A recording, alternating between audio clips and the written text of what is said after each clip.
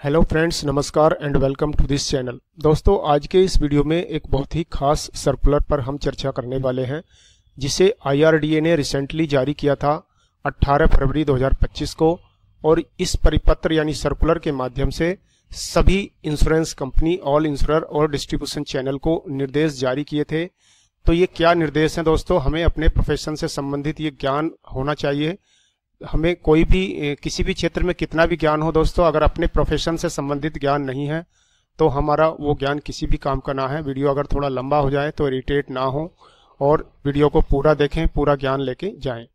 तो देखते हैं सबसे पहले क्या है। विषय में लिखा है जीवन और स्वास्थ्य बीमा पॉलिसियों के निर्गम हेतु एकीकृत भुगतान इंटरफेस, यानी सिंपल भाषा में कहें तो यूपीआई मैंडेट के माध्यम से प्रीमियम के लिए राशि को अवरुद्ध करने यानी ब्लॉक करने के लिए एक बारगी वन टाइम अध्यादेश ये जारी किया गया है।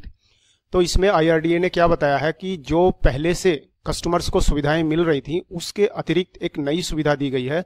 इसमें कस्टमर से हम पॉलिसी जब प्रपोजल भरते हैं उस समय कुछ भी नहीं लेंगे, सिर्फ एक रिक्वेस्ट के माध्यम से जो है बीमा करता यानी कि बीमा कंपनी द्वारा एक रिक्वेस्ट, मैंडेट रिक्वेस्ट भेजी जाएगी, जहां से जो है उस कस्टमर के अकाउंट में उतना पैसा ब्लॉक कर दिया जाएगा। तो आगे चलते हैं दोस्तों। जीवन बीमा पॉलिसियों और स्वास्थ्य बीमा पॉलिसियों के लिए क्रमशः संदर्भ संख्या आईआरडीए, ये इसका लेटर नंबर है जो 5 सितंबर 2024 को जारी हुआ था। भाग के ये इसके भाग हैं से युक्त पॉलिसी धारकों के हित में संरक्षण संबंधी मास्टर परिपत्र की ओर ध्यान आकर्षित किया जाता है। तो एक मास्टर परिपत्र था जो 5 सितंबर 2024 को जारी हुआ था, उसी के बारे में एक फिर से जो है ध्यान आकर्षण किया गया है। पॉलिसी धारकों के हित में, ये बहुत बड़ी बात है, पॉलिसी धारकों के संरक्षण में और उनके हित में ये सब बातें हो रही हैं। तो हमारे शुभचिंतक आईआरडीए से बेहतर कोई नहीं है दोस्तों। आईआरडीए ही हमारा जो है बॉस है, जो सभी रूल्स रेगुलेशंस हमारे लिए बनाता है। आईआरडीए जो हमारी रेगुलेटरी बॉडी है। तो इसके पहले पॉइंट में क्या लिखा हुआ है कि प्रीमियम का भुगतान केवल प्रस्ताव की स्वीकृति का निर्णय बीमाकर्ता द्वारा सूचित किए जाने पर ही करने की आवश्यकता है। यानी प्रीमियम का भुगतान तभी होगा जब बीमाकर्ता अर्थात बीमा कंपनी इंश्योरर यानी कि इंश्योरर जो है कम्युनिकेट करेगा the decision of acceptance of proposal. जब प्रपोजल को एक्सेप्ट करने के लिए कंपनी कस्टमर को बताएगी तभी उसकी जो है उसके अकाउंट से वो पैसा डेबिट होगा, अन्यथा वो उसी में ब्लॉक रहेगा 14 दिन के लिए। तो जोखिम कवर केवल प्रीमियम की प्राप्ति के बाद ही प्रारंभ होगा। ये एक कंडीशन है कि जोखिम तभी होगा जब वो हमको प्रीमियम प्राप्त हो जाएगा। प्रस्ताव फॉर्म के साथ बीमाकर्ता को कोई प्रीमियम जमा या प्रस्ताव जमा का भुगतान करने की आवश्यकता नहीं है। उन पॉलिसियों के मामले को छोड़कर जो अच्छे स्वास्थ्य की घोषणा के आधार पर की जाती हैं, जहां जोखिम कवर प्रीमियम की प्राप्ति के बाद तत्काल प्रारंभ होता है, प्रीमियम के अल्प अथवा अधिक संग्रहण की कोई गुंजाइश नहीं होनी चाहिए। यानी इस सिस्टम को लागू होने के बाद प्रीमियम कम लेना या अधिक लेने की कोई भी गुंजाइश नहीं होनी चाहिए। ये निर्देश दिया है आईआरडीए ने सभी कंपनियों को कि जब आपका प्रपोजल आप फाइनल स्टेज पर होंगे तो आपके पास जो भी प्रीमियम आएगा एकदम परफेक्ट आएगा, ना ही कम आएगा अकाउंट से, ना ही ज्यादा आएगा। तो ये सिस्टम किया जाना चाहिए। पॉइंट नंबर 4 में क्या लिखा है? बीमाकर्ता सुनिश्चित करेंगे यानी बीमा कंपनी सुनिश्चित करेंगे कि बैंक खाते से प्रीमियम भुगतान के लिए राशि की कटौती के लिए संभावित ग्राहक यानी पॉलिसी धारक, ग्राहक को संभावित ग्राहक इसलिए कहा है क्योंकि वो संभावित ग्राहक अभी है, अभी ग्राहक बना नहीं है, उसका सिर्फ प्रपोजल ही भरा गया है। तो पॉलिसी धारक से सुस्पष्ट सहमति प्राप्त की जाएगी, उससे जो है पूरी अच्छी तरह से सहमति प्राप्त करने के बाद ही वो काटा जाएगा। उसके पॉइंट, इस सर्कुलर के पॉइंट नंबर 2 में क्या बताया दोस्तों? इस संदर्भ में इस अपेक्षा को पूरा करने में परिचालनगत सुगमता लाने के लिए बीमाकर्ताओं से आईआरडीए द्वारा प्राप्त किए गए अनुरोधों या अभ्यावेदनों के आधार पर प्रीमियम के भुगतान के सुचारू लेन देन से सुसाध्य बनाने के लिए बीमाकर्ताओं के द्वारा प्रयुक्त किए जाने के लिए एकीकृत भुगतान इंटरफेस यानी यूपीआई एक बारगी अध्यादेश की एक सुविधा समर्थ बनाई गई है। यह विशेषता वास्तविक भुगतानों को आस्थगित करते समय निधियों की उपलब्धता को सुनिश्चित करते हुए विशिष्ट लेन देनों हेतु उनके बैंक खातों में निधि को अवरुद्ध यानी ब्लॉक करने के लिए प्रयोक्ताओं को अनुमति देती है। यह सेवा बहुविधि परिदृश्यों में उपयोगी है, जहां ग्राहक अधिक सुचारू लेनदेन प्रसंस्करण को सुसाध्य बनाते हुए तत्काल नामे किए जाने बिना निधियों को अवरुद्ध करने के प्राधिकृत करने की को वरीयता देती है। इसका सिंपल सा अर्थ है दोस्तों, ये सिस्टम जो है, जो बीमा कंपनियां हैं उनको एक अपनी पॉलिसी के बारे में पॉलिसी करने के लिए जो भी प्रीमियम बनता है ये डायरेक्ट ना लेते हुए उसी कस्टमर के खाते में उस राशि को ब्लॉक करने की ये सुविधा इंश्योरर को दी गई है इस जो सर्कुलर में। इसका तीसरा पॉइंट क्या है दोस्तों, अवरुद्ध राशि के द्वारा समर्थित बीमा आवेदन बीमा ASBA। बीमा ASB की फुल फॉर्म होती है एप्लीकेशन सपोर्टेड ब्लॉक्ड अमाउंट। तो ये कहलाने वाली इस सुविधा के अंतर्गत संभावित ग्राहक यानी जो प्रस्तावक है से धनराशि का अंतरण केवल तभी होता है जब पॉलिसी जारी की जाती है। इस संभावित ग्राहक के खाते में एकीकृत भुगतान इंटरफेस यानी UPI के माध्यम से कुछ राशि को अवरुद्ध करने के लिए एक बारगी अध्यादेश दे सकता है। यानी जो बीमा कंपनी है उसको एक नोटिफिकेशन जारी करेगी, उसकी जो ASBA सपोर्टेड एप्लीकेशन, जो UPI सपोर्टेड कोई भी बैंक की एप्लीकेशन अगर वो यूज करते हैं, जैसे फोन पे हो गया, पेटीएम हो गया या कोई भी बैंक की एप्लीकेशन हो गया, उस पर एक नोटिफिकेशन जाएगा और वहीं पर उसको क्लिक करके कस्टमर अपने अकाउंट में ये पैसा ब्लॉक कर देंगे। तो बीमा प्रीमियम के लिए राशि केवल बीमाकर्ता द्वारा प्रस्ताव को स्वीकार करने का निर्णय के बाद ही नामे डाली जाएगी। एक और खास बात ये बताई गई है कि जब बीमाकर्ता को लगेगा कि हाँ इस प्रपोजल को हम स्वीकार कर लेंगे, तभी वो राशि उसमें ब्लॉक की जाएगी उसके खाते में। तो यदि बीमाकर्ता प्रस्ताव को स्वीकार नहीं करता है तो उक्त राशि की अवरुद्ध अवधि हटाई जाएगी। यानी अगर कोई बीमाकर्ता प्रस्ताव को स्वीकार नहीं करता है तो ये राशि जो है ऑटोमेटिक अनब्लॉक हो जाएगी, उसका निर्मोचन किया जाएगा तथा वह संभावित ग्राहक के उपयोग के लिए उपलब्ध हो जाएगी।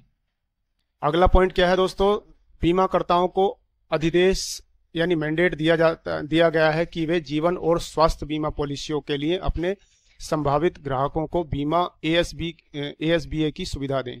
तो ये बीमाकर्ताओं को यानी बीमा कंपनियों को एक अधिदेश यानी मैंडेट दिया गया है कि वो जीवन और स्वास्थ्य बीमा पॉलिसियों के लिए अपने संभावित ग्राहकों को बीमा की ASBA की सुविधा देंगे, प्रदान करेंगे।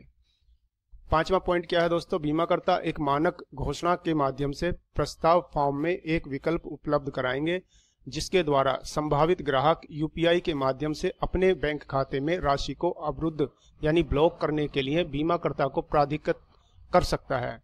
यानी कि ये एक ऐसी सुविधा प्रदान की जाएगी कि बीमाकर्ता के द्वारा जो नोटिफिकेशन जाएगा और जो संभावित ग्राहक है उस नोटिफिकेशन को एक्सेप्ट करके बीमाकर्ता को ये अवरुद्ध करने की जो है पावर उनको प्रदान कर देंगे। दोनों जीवन बीमा और साधारण बीमा परिषदें इस परिपत्र के निर्गम की तारीख से 1 सप्ताह के अंदर उक्त प्राधिकरण ऑथराइजेशन को लेने के लिए प्रस्ताव में शामिल करने के लिए मानक घोषणा जारी करेंगी। उसके बाद दोस्तों छठा पॉइंट क्या है, बीमा ASBA संभावित ग्राहक के विकल्प पर होगा। यानी बीमा का जो ASB है, जो अमाउंट ब्लॉक करना है, वो संभावित ग्राहक के विकल्प पर ही होगा। कोई भी प्रस्ताव इस कारण से अस्वीकार नहीं किया जाएगा कि संभावित ग्राहक ने बीमा ASBA के लिए विकल्प नहीं दिया है। तो इसमें क्या है, संभावित ग्राहक ने अगर विकल्प दे दिया है, एक्सेप्ट कर लिया है रिक्वेस्ट को, तो उसमें ब्लॉक ऑलरेडी जो है अमाउंट हो जाएगा। तो फिर ऐसा कोई चांस नहीं रहेगा कि अमाउंट नहीं मिलने की वजह से, प्रीमियम नहीं मिलने की वजह से बीमे को अस्वीकार कर दिया गया है। तो इसमें क्या है, जो बीमा कंपनियों को हो किसी बीमे को अस्वीकार करने यानी रिजेक्ट करने का ये जो है बहाना नहीं मिलेगा, और एक बार उनको लगेगा कि हमने अमाउंट ब्लॉक करवा दिया है तो वो पॉलिसी फिर हो जाएगी आसानी से। सातवां पॉइंट क्या दोस्तों, यह प्रीमियम भुगतान अवधि बीमा ASBA संभावित ग्राहकों को IRDAI पॉलिसी धारकों के हित में संरक्षण बीमा कर्ताओं के परिचालन और संबंध विषय है। विनिमय 2024 के विनिमय 16/2 में यथा निर्दिष्ट प्रीमियम का भुगतान करने के लिए उपलब्ध वर्तमान विकल्पों के अतिरिक्त दी जाएगी। ये मैं पहले भी बता दिया था दोस्तों कि ये नई सुविधा जो है इससे पहले जो भी सुविधाएं कस्टमर्स के लिए चल रही थी पेमेंट के लिए, उसके अतिरिक्त दी जाएगी। ऐसा नहीं कि पुरानी जो सेवाएं हैं वो सब बंद हो जाएंगी, ऐसा कुछ नहीं है। ये एक एडिशनल फीचर्स है। बाकी भविष्य में क्या होगा इसका अभी कुछ अंदाजा लगाना ठीक नहीं है। फिलहाल जो ये एक एडिशनल फीचर्स के रूप में जो है बीमाकर्ता को और ग्राहकों को ये सुविधा मिली है। बीमाकर्ता यानी जो बीमा कंपनी है अनेक बैंकों के साथ भागीदारी करेगा तथा उपयुक्त प्रणाली और प्रक्रिया लागू करेगा एवं भागीदार बैंकों के साथ आवश्यक संविदागत करार करेगा ताकि नंबर 1 यूपीआई के माध्यम से एक बारगी अध्यादेश निर्मित किया जाएगा। केवल बीमाकर्ता के नाम संभावित ग्राहक लागू उपबंधों और विधियों के अनुसार एक बारगी यानी वन टाइम अध्यादेश के माध्यम से अधिप्रमाण करेगा। तो दोस्तों ये जो निर्देश हैं ये बीमा कंपनियों को दिए गए हैं, इसको चाहे तो आप स्किप कर सकते हैं। खास जानकारी मैंने आपको ऑलरेडी दे दी है। बीमा एएसबीए के अंतर्गत इस प्रकार अवरुद्ध की गई राशि की अवरुद्धता समाप्ति की जाएगी। तो इसमें एक खास पॉइंट नोट करने वाला यह है कि निधियों की जो प्रारंभिक अवरुद्धता की तारीख से 14 दिन की समाप्ति के बाद अपने आप वो अनब्लॉक हो जाएगा automatically after expiry of 14 days from the date of initial blocking of fund. यानी फंड ब्लॉकिंग के 14 दिन के अंदर अगर वो प्रस्ताव कंप्लीट नहीं होता है, पॉलिसी जारी नहीं होती है, तो ये पैसा ऑलरेडी 14 दिन में कस्टमर के लिए उपलब्ध हो जाएगा, अनब्लॉक हो जाएगा।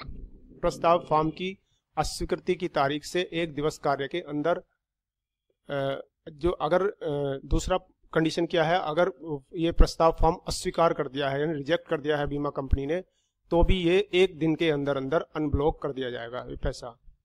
बीमा एएसबीए के प्रत्येक स्तर पर अर्थात राशि की अवरुद्धता नामे प्रारंभ चाहे अशांत अपूर्ण राशि की अवरुद्धता को हटाने पर संभावित ग्राहक को सूचित किया जाएगा ताकि निधियों की अवरुद्धता और अवरुद्धता को हटाने के संबंध में सूचना संभावित ग्राहक को भेजी जा सके। तो दोस्तों आज के इस वीडियो में ये थी खास जानकारी जिसकी खास बातें मैंने आपको बता दी है। ये आप देख सकते हैं ये 7 पेज का सर्कुलर है जिसको एक ही वीडियो में कवर करना थोड़ा मुश्किल है, बहुत फास्ट बताना पड़ेगा, तो उससे कोई लाभ भी नहीं, कोई फायदा नहीं। तो यहाँ पर जैसे यूपीआई के माध्यम से एक बारगी अध्यादेश की प्रक्रिया को बताया गया है। प्रक्रिया के लिए मैं एक और अलग से वीडियो बना दूंगा कि किस प्रकार से ये करते हैं, और एलआईसी के पोर्टल पर ये सिस्टम किस प्रकार से होगा। कोई नई पॉलिसी आने पर उस पर मैं वीडियो बना दूंगा।